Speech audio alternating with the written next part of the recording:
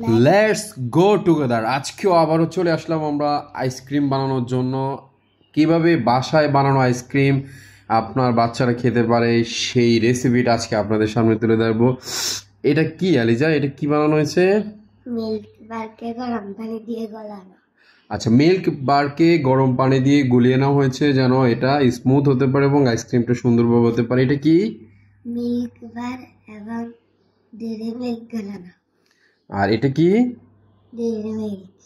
আচ্ছা, ডেয়ারি মিল্কে চকলেটকে পানি দিয়ে ভিজিয়ে সুন্দর করে একটা সংমিশ্রণ তৈরি করা হয়েছে যেন আইসক্রিমটা আরও টেস্টি হয়। তারপর এটা কি জিনিস? মামা। এটা হচ্ছে মামা। আপনার হচ্ছে আইসক্রিমটাকে মচমচে করবে এবং টেস্টি করবে। এটা কি জিনিস? চকোবার। চকোবারটা হচ্ছে আইসক্রিমকে আরও সুস্বাদু করবে। আর এটা হচ্ছে বিস্কিটের একটা আবরণ যাতে আইসক্রিমের উপরে সুন্দর একটা ফলে পড়ে। এই সবগুলা সংমিশ্রণে তৈরি হবে খুব সুস্বাদু একটা বাসায় তৈরি আইসক্রিম।